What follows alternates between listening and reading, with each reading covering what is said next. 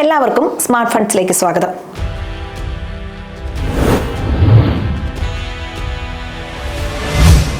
കഴിഞ്ഞ ദിവസം ഗൂഗിളിൽ മികച്ച മ്യൂച്വൽ ഫണ്ടുകൾ ഏതൊക്കെയാണെന്ന് സെർച്ച് ചെയ്യുമ്പോൾ ശ്രദ്ധയിൽപ്പെട്ട ഒരു വാക്കായിരുന്നു ഫ്ലെക്സി ക്യാപ് ഫണ്ട് എന്നത്.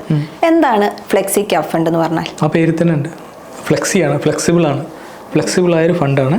അപ്പോൾ അതെങ്ങനെ വരുമെന്ന് വെച്ചാൽ, ഡൈവേഴ്സിഫിക്കേഷൻ ആഗ്രഹിക്കുന്ന ഒരാൾക്ക് ഏറ്റവും മികച്ച ഒരു ഓപ്ഷനാണ് ഈ ഫ്ലെക്സി ക്യാപ്പ്. ലാർജ് ക്യാപ്പിലും മിഡ് ക്യാപ്പിലും സ്മോൾ ക്യാപ്പിലും ഇൻവെസ്റ്റ് ചെയ്യുന്ന ഒരു ഫണ്ടാണ്. അപ്പോൾ ഇതിന് സാധാരണഗതിക്ക് നമ്മൾ നേരത്തെ തന്നെ പറയും, ഞങ്ങൾ ലാർജ് ക്യാപ്പിൽ ഇത്ര, മിഡ് ക്യാപ്പിൽ ഇത്ര, സ്മോൾ ക്യാപ്പിൽ ഇത്ര എന്ന് പറയും. ഇവിടെ അങ്ങനെയൊന്നുമില്ല. ഇത് മാർക്കറ്റിൻ്റെ ട്രെൻഡിനനുസരിച്ച് നമ്മൾ എന്ത് ചെയ്യുക വെച്ചാൽ, അതിൻ്റെ ഈ അലോക്കേഷൻ ലിമിറ്റ്, അങ്ങനെ ഫിക്സഡ് അലോക്കേഷൻ ലിമിറ്റ് ഇല്ലാത്തതുകൊണ്ട് തന്നെ മാർക്കറ്റ് ട്രെൻഡ് അനുസരിച്ച് അലോക്കേഷൻ അങ്ങോട്ടും ഇങ്ങോട്ടൊക്കെ മാറ്റും. അങ്ങനെ നോക്കുമ്പോൾ ഒരു ലോങ് ടേം ഇൻവെസ്റ്റർക്ക് ഏറ്റവും മികച്ച ഒരു നിക്ഷേപ മാർഗമാണ് ഈ ഫ്ലെക്സി ക്യാപ് മ്യൂച്വൽ ഫണ്ടുകൾ. ദീർഘകാലത്തേക്ക് നിക്ഷേപിക്കുന്നവർക്ക് ഫ്ലെക്സി ക്യാപ് ഫണ്ട് മികച്ചതാണെന്ന് പറഞ്ഞല്ലോ, എന്താണ് ഇതിൻ്റെ കാരണം? അത് നേരത്തെ പറഞ്ഞു, ഇത് മാർക്കറ്റിൻ്റെ ട്രെൻഡിനനുസരിച്ച് ലാർജ് ക്യാപ്പിലേക്കും മിഡ് ക്യാപ്പിലേക്കും സ്മോൾ ക്യാപ്പിലേക്കുമുള്ള അലോക്കേഷൻ മാറ്റിക്കൊണ്ടിരിക്കും. ഇത് ഒരു ഫിക്സാക്കി വെച്ചിട്ടില്ല. അപ്പോൾ നമ്മൾ എന്തിനാണ് ഈ ലാർജ് ക്യാപ്പിൽ പണം നിക്ഷേപിക്കുന്നത്? സ്റ്റെബിലിറ്റിക്ക് വേണ്ടിയിട്ടാണ്. അതുപോലെ തന്നെ നമ്മൾ മിഡ് ക്യാപ്പിൽ കുറേ കൂടി ഗ്രോത്തിന് വേണ്ടിയിട്ടാണ് നമ്മൾ നിക്ഷേപിക്കുന്നത്. ഇനി സ്മോളിലേക്ക് വരികയാണെങ്കിലോ, നമുക്ക് ഗ്രോത്തും റിസ്ക്കും എടുക്കുന്ന നിക്ഷേപമാണ് സ്മോൾ ക്യാപ്പിൽ. ഇതിനെ വളരെ സമർത്ഥമായിട്ട് മാർക്കറ്റിൻ്റെ അപ്പ് ആൻഡ് ഡൗൺ ഒക്കെ എല്ലാം നോക്കിയിട്ട് വളരെ ഈ റിസ്ക് റിട്ടേൺ ബാലൻസ് എല്ലാം നോക്കിയിട്ടാണ് നമ്മൾ ചെയ്യുന്നത്. അപ്പോൾ സ്വാഭാവികമായിട്ടും ഒരു ലോങ് ടൈം ഇൻവെസ്റ്റർക്ക് ഏറ്റവും നല്ല ഓപ്ഷൻ തന്നെയാണിത്. കാരണം മാർക്കറ്റിൻ്റെ ട്രെൻഡിനനുസരിച്ച് ഫ്ലെക്സിബിലിറ്റി ഉണ്ട്, അപ്പ് ആൻഡ് ഡൗൺ മാറുന്നുണ്ട്. മറ്റേതൊക്കെ എങ്ങനെയാണ്, ഞാനിപ്പം മിഡ് ക്യാപ്പിൽ ഇത്ര ഇട്ട് കഴിഞ്ഞാൽ മിഡ് ക്യാപ്പ് അത് മാത്രമേ വർക്ക് ആവുന്നത്. അങ്ങനെയല്ല, ഇത് മാർക്കറ്റ് എങ്ങനെയാണ് മൂഡ് വരുന്നത് അനുസരിച്ച് ഇതിൽ അപ്പ് ആൻഡ് ഡൗൺ വരുന്നുണ്ട്. മ്യൂച്വൽ ഫണ്ടിൽ നിക്ഷേപിക്കണം എന്ന് ആഗ്രഹിക്കുന്ന തുടക്കക്കാർക്ക് ഈ ഫ്ലെക്സി ക്യാപ് ഫണ്ടിൽ നിക്ഷേപിക്കുന്നത് നല്ലൊരു തീരുമാനമായിരിക്കുമോ? തീർച്ചയായിട്ടും. കാരണം നമ്മൾ നേരത്തെ പറഞ്ഞ സാധനങ്ങൾ തന്നെയാണ് ഇവിടെ അപ്ലിക്കബിൾ ആണ്. കാരണം ഇത് ഓപ്പറേറ്റ് ചെയ്യുന്ന മുഴുവൻ ഫണ്ട് മാനേജറാണ്, ഈ നിക്ഷേപകനൊന്നും ചെയ്യുന്നില്ല. അപ്പം ഈ തുടക്കക്കാരനാണെങ്കിലും അല്ലെങ്കിലും അയാൾക്ക് തിരിച്ചറിയേണ്ടത് നല്ലൊരു ഫ്ലെക്സി ക്യാപ് ഫണ്ട് തീരുമാനിക്കുകയും അതിൽ നിക്ഷേപിച്ച് തുടങ്ങുകയും ചെയ്യുക. അത് ലോങ് റണ്ണിങ്ങിൽ വളരെ കാലത്തേക്കുള്ള ദീർഘകാല നിക്ഷേപങ്ങൾക്ക് ഏറ്റവും മികച്ച ഒരു ഓപ്ഷൻ തന്നെയാണ്. അതുപോലെ തന്നെ എപ്പോഴും കേൾക്കുന്ന ഒരു വാക്കാണ് തിമാറ്റിക് ഫണ്ട് എന്ന് പറയുന്നത്. തിമാറ്റിക് ഫണ്ടും ഫ്ലെക്സി ക്യാപ് ഫണ്ടും തമ്മിലുള്ള വ്യത്യാസം എന്തൊക്കെയാണ്? ഓക്കെ, അതിനു മുമ്പ് നേരത്തെ ചോദിച്ച ചോദ്യത്തിന് അതിലേക്ക് വരാം, ഈ ഉത്തരത്തിലേക്ക് വരാം. അതിനു മുമ്പ് നേരത്തെ ചോദിച്ച ചോദ്യത്തിൽ കുറച്ചുകൂടി ഞാൻ ആഡ് ഓൺ ചെയ്യാം. നമ്മൾ ഒരു ന്യൂ കമർക്ക് ഫ്ലെക്സി ക്യാപ്പ് പറ്റുമെന്ന് ചോദിച്ചില്ലേ? അപ്പോൾ നമ്മൾ ഏതൊരു മ്യൂച്വൽ ഫണ്ടിന് ചെയ്യുന്ന ചില ബേസിക് ടെസ്റ്റുകളുണ്ടല്ലോ, അത് ഫ്ലെക്സി ക്യാപ്പിനും അപ്ലൈ ചെയ്യണം. ഉദാഹരണത്തിന് ഒരു ഫണ്ടിൻ്റെ പാസ്റ്റ് പെർഫോമൻസ് എന്താണെന്ന് നോക്കണം. രണ്ടോ, അതിന് ഫണ്ട് മാനേജർ ആണെങ്കിൽ ആ ഫണ്ട് മാനേജറുടെ പെർഫോമൻസ് നമുക്ക് നോക്കാൻ പറ്റും. ആ ഫണ്ട് മാനേജർ നേരത്തെയും മറ്റു ഫണ്ടുകളൊക്കെ ഓപ്പറേറ്റ് ചെയ്ത് കാണും. അപ്പോൾ അയാളുടെ പെർഫോമൻസ് നമുക്ക് എന്ത് ചെയ്യാൻ പറ്റും? ആ ഒരു പെർഫോമൻസ് വെച്ചിട്ട് നമുക്ക് തീരുമാനം എടുക്കാൻ പറ്റും. ഒന്നാമത്തെ കാര്യം നമ്മൾ പറഞ്ഞു, ആ ഫണ്ട് ഏതെങ്കിലും നേരത്തെ ഇറങ്ങിയ ഫണ്ടാണെങ്കിൽ ആ ഫണ്ടിൻ്റെ പാസ്റ്റ് പെർഫോമൻസ് നമുക്ക് തീരുമാനം എടുക്കാൻ സഹായിക്കും. രണ്ട്, ഇറങ്ങാൻ പോകുന്ന ഫണ്ടാണെങ്കിൽ നമുക്ക് എന്ത് ചെയ്യാൻ പറ്റും? അതിൻ്റെ മാനേജർ അല്ലെങ്കിൽ ആ ഫിനാൻഷ്യൽ ഹൗസിൻ്റെ മറ്റു ഫണ്ടുകളുടെ പെർഫോമൻസ് നമുക്ക് നോക്കാൻ പറ്റും. പിന്നെയോ ഇതിൻ്റെ എക്സ്പെൻസ് റേഷ്യോ എന്ന് പറയുന്ന സംഗതി നമ്മൾ വളരെ ഗൗരവത്തോടു കൂടി തന്നെ പരിഗണിക്കേണ്ടതാണ്. ഹിഡൻ ചാർജുകൾ വല്ലതും ഉണ്ടോ എന്ന് നമ്മൾ നോക്കണം. പിന്നെ ലോങ് ടൈം എന്ന് പറയുന്നത് 5 വർഷം പ്ലസ് ആണ്. അപ്പോൾ നമ്മൾ 5 വർഷം പ്ലസിന് നിക്ഷേപിക്കാൻ തയ്യാറാണെങ്കിൽ മാത്രം, തുടക്കക്കാരനാണെങ്കിലും നല്ല നിക്ഷേപകനാണെങ്കിലും ഇതിന് പോയാൽ മതി.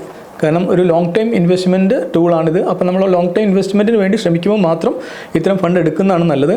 പിന്നെ റിസ്ക് എടുക്കാനുള്ള ഒരു മനസ്സ് വേണം. കാരണം നാളെ മറ്റന്നാൾ മാർക്കറ്റിൽ എന്തെങ്കിലും ഡൗൺ ആയി കഴിഞ്ഞാൽ എല്ലാം വിറ്റ് എൻ്റെ പൈസ പോയല്ലോ എന്ന് പറഞ്ഞിട്ട് എല്ലാം വിറ്റിട്ട് തിരിച്ചു പോരുന്ന ഒരാൾക്ക് ഇത്തരം ഫ്ലെക്സി ക്യാപ്പുകൾ തീർത്തും മാച്ച് ആവില്ല.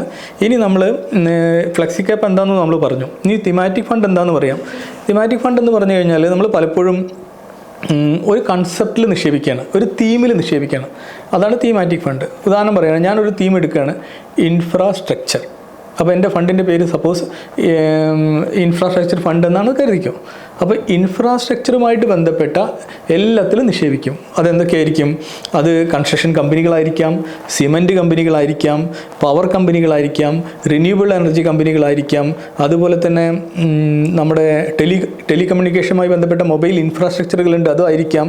അങ്ങനെ റോഡ് റിയൽ എസ്റ്റേറ്റ് എന്തൊക്കെ വരുന്നു അതെല്ലാം ഈ ഒരു കൺസെപ്റ്റിൻ്റെ ഉള്ളിൽ വരുന്നതാണ്. അപ്പോൾ ഏതൊക്കെ സെഗ്മെൻറ്റിലേക്കാണ് നമ്മൾ പോകുന്നത്? മറ്റോടത്ത് നമ്മൾ എന്ത് ചെയ്തു, ഫ്ലെക്സി ക്യാപ്പിൽ നമ്മൾ ചെയ്തിരിക്കുന്നത് ഇൻഡെക്സ് ബേസ് ചെയ്തതെന്ന് വെച്ചാൽ ലാർജ് ക്യാപ്പിലും ഇൻഡെക്സ് ബേസ് ചെയ്തല്ല, ലാർജ് ക്യാപ്പിലുള്ള ഓഹരികളും അല്ലെങ്കിൽ ലാർജ് ക്യാപ്പ് ഓഹരികളും മിഡ് ക്യാപ്പ് ഓഹരികളും സ്മോൾ ക്യാപ്പ് ഓഹരികളുമാണ് എടുത്തത്. ഇവിടെ എത്തുമ്പോൾ നമ്മൾ എടുത്തിരിക്കുന്നത് ഒരു കൺസെപ്റ്റ് ബേസ് ചെയ്തിട്ട് ഇപ്പോൾ ഇപ്പം ക്രിസ്റ്റീനെ ചിന്തിക്കുകയാണ്, ഈ രാജ്യത്ത് ഇൻഫ്രാസ്ട്രക്ചർ മേഖല കുതിക്കാൻ പോവുകയാണെന്ന് വിചാരിക്കുകയാണെങ്കിൽ ഏതൊക്കെ കമ്പനി സ്റ്റോക്കുകളാണ് ഇൻഫ്രാസ്ട്രക്ചർ മേഖലയിൽ വർക്ക് ചെയ്യുന്നത് അതിനെല്ലാം കൂടി ഒരു ബക്കറ്റാക്കി വെച്ചിട്ട് ആ ഒരു തീമിൽ ആണ് നിക്ഷേപിക്കുന്നത്. അല്ലെങ്കിൽ വേറെ രീതിയിൽ പറയുകയാണെങ്കിൽ ഡിജിറ്റൽ ഇന്ത്യ ആണ് നമ്മൾ നിക്ഷേപിക്കുന്നതെങ്കിൽ ഇന്ത്യയിലെ ഡിജിറ്റൽ മീഡിയ മേഖലയിൽ വർക്ക് ചെയ്യുന്ന കമ്പനികളെല്ലാം കൂടി നമ്മളൊരു തീമായിട്ട് കൊണ്ടുവന്ന് അതിൽ ഏതൊക്കെ കമ്പനികളാണ് വരുന്നത് ആ കമ്പനികളെ നമ്മൾ എടുക്കും. അത് ഒരു കമ്പനിയോ രണ്ട് കമ്പനിയോ അല്ലെങ്കിൽ ഡിജിറ്റൽ മീഡിയ കമ്പനി മാത്രമല്ല, ഡിജിറ്റൽ മീഡിയ കമ്പനിക്ക് നിലനിൽക്കാൻ വേണ്ടി സപ്പോർട്ട് കൊടുക്കുന്ന എല്ലാ കമ്പനികളും ഉൾപ്പെട്ട ഒരു ബക്കറ്റാണത്, ഒരു തീമാണത്. അത്തരം തീമുകൾ കുറേയുണ്ട്. നമ്മുടെ ഫാർമ ഒരു ബക്കറ്റാണ്. അപ്പം ആ ബക്കറ്റിൽ നമുക്ക് നിക്ഷേപിക്കാം.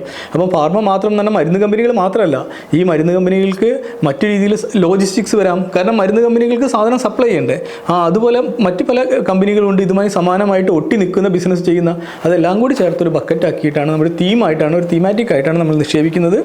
ഇനി തീമാറ്റിക് ഫണ്ടിനെയും ഫ്ലെക്സി ക്യാപ്പിനെയും പരിഗണിക്കുകയാണെങ്കിൽ ഒരു സാധാരണക്കാരന് എപ്പോഴും മികച്ചത് ഫ്ലെക്സി ക്യാപ്പാണ്. തീമാറ്റിക് ഫണ്ട് എന്ന് പറയുന്നത് അത്രയും നമുക്ക് കോൺഫിഡൻസ് വേണം അതിൽ നിക്ഷേപിക്കാൻ. അതിന് കോൺഫിഡൻസ് ഇല്ലെങ്കിൽ നമ്മളതിന് പോകാതിരിക്കാൻ നല്ലത്. കുറച്ചുകൂടി പരിചയസമ്പത്തുള്ള ആളുകൾക്കാണ് ഈ തീമാറ്റിക് ഫണ്ട് സെലക്ട് ചെയ്യുന്നത് നല്ലത്. ഫ്ലെക്സി ക്യാപ്പ് എല്ലാവർക്കും സെലക്ട് ചെയ്യാവുന്ന ഒന്ന് സംഗതിയാണ്. വിപണിയിൽ ഇപ്പോൾ അപ്പ് ആൻഡ് ഡൗൺ ട്രെൻഡ് കാണിക്കാറുണ്ടല്ലോ, ഇതെങ്ങനെയാണ് ഫ്ലെക്സി ക്യാപ്പിനെ സ്വാധീനിക്കുക? അതിപ്പോൾ നമുക്ക് ഒരു വിപണി അപ്പാവുമ്പം ഡൗൺ ആകുമ്പോൾ എന്ത് ചെയ്യുന്നതാണ് നോക്കുന്നത്.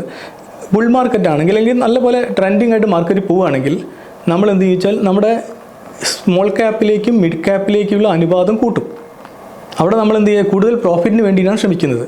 അപ്പം ഓഹരി വിപണി കുത്തനെ കുതിച്ച് കയറുന്ന സമയത്ത് നമ്മൾ കൂടുതൽ നിക്ഷേപം എവിടെ ചെയ്യും, ഈ മിഡ് ക്യാപ്പിലും സ്മോൾ ക്യാപ്പിലും ചെയ്യും. അതേ സമയത്ത് ഓഹരി വിപണിയിൽ നമുക്ക് പിടികിട്ടാത്ത അല്ലെങ്കിൽ താഴോട്ട് പോകുന്നൊരു സാഹചര്യമാണെങ്കിൽ നമ്മൾ എന്ത് ചെയ്യുമെന്ന് വെച്ചാൽ നമ്മുടെ പണമൊക്കെ അതിൻ്റെ പേഴ്സൻറ്റേജ് നമ്മൾ എങ്ങോട്ട് കൂട്ടും, ലാർജ് ക്യാപ്പിൽ കൂട്ടും. ലാർജ് ക്യാപ്പിൻ്റെ പ്രത്യേകത എന്താണ്, ലാർജ് ക്യാപ്പ് കമ്പനികളെല്ലാം നമുക്ക് സ്റ്റെബിലിറ്റി നൽകും. കാരണം ഓൾറെഡി അവർ പ്രൂവൺ കമ്പനികളാണ്. അപ്പോൾ നമുക്ക് ആശങ്കയില്ല. അതുകൊണ്ട് അത്തരം കമ്പനികളിലേക്ക് നമ്മളെ നിക്ഷേപം മാറ്റും.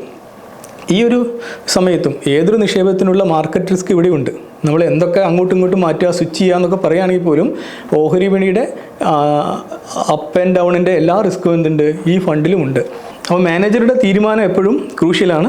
അപ്പോൾ മാനേജർ എടുക്കുന്ന തീരുമാനങ്ങളാണല്ലോ കമ്പനിയുടെ അല്ലെങ്കിൽ ഈ ഫണ്ടിൻ്റെ പെർഫോമൻസിനെ സ്വാധീനിക്കുന്നത്. അപ്പോൾ ആ ഒരു കാര്യം എപ്പോഴും മനസ്സിൽ വെക്കണം. മാനേജർ എടുക്കുന്ന തീരുമാനം ശരിയോ തെറ്റോ എന്നത് പറയുന്നത് ചിലപ്പോൾ നമ്മുടെ ഫണ്ടിൻ്റെ പെർഫോമൻസിനെ ബാധിക്കും. നമ്മൾ എപ്പോഴും ഈ ഓഹരി വിപണി തകർന്നു എന്ന് പറയുമല്ലോ. ഇനി ഒരു 10-20 വർഷത്തെ ഡാറ്റ എടുത്ത് നോക്കിക്കഴിഞ്ഞാൽ എപ്പോഴും ഓഹരി വിപണി താഴോട്ട് പോകും, പിന്നെ മുകളിലേക്ക് വരും, താഴോട്ട് വരും, ഇങ്ങനെ മുകളിലേക്ക് വരും. ഈ രീതിയിൽ മാർക്കറ്റിൽ ഡൗൺ ഉണ്ട്. ഈ ഓരോ ഡൗണിലും നമ്മൾ പാനിക് ആവേണ്ട കാര്യമൊന്നുമില്ല. മാർക്കറ്റ് തിരിച്ചു വരും. ഈ ഞാൻ ഇടുന്ന നിക്ഷേപം ഒരു ലോങ് വിഷനോട് കൂടിയുള്ള നിക്ഷേപമാണ്, ലോങ് ടൈം നിക്ഷേപമാണെന്നുള്ള ഉറച്ച വിശ്വാസം വേണം. ഇതിനിടയിൽ പൈസ പിൻവലിച്ച് ഓടാൻ വേണ്ടി നോക്കിക്കഴിഞ്ഞാൽ ഏത് ഫണ്ടാണെങ്കിലും, സ്റ്റോക്കാണെങ്കിലും, മ്യൂച്വൽ ഫണ്ടാണെങ്കിലും, ഇനി എന്ത് രീതിയിലുള്ള ഇൻവെസ്റ്റ്മെൻ്റ് ആണെങ്കിലും നമുക്ക് നഷ്ടമാണ്. ഓഹരി വിപണിയിലെ നിക്ഷേപം എപ്പോഴും മാർക്കറ്റ് റിസ്കിന് വിധേയമാണ്. നിക്ഷേപിക്കുന്നതിന് മുമ്പ് സാമ്പത്തിക വിദഗ്ധരുടെ അഭിപ്രായം തേടുക. മറ്റൊരു ടോപ്പിക്കുമായി അടുത്ത എപ്പിസോഡിൽ വീണ്ടും കാണാം.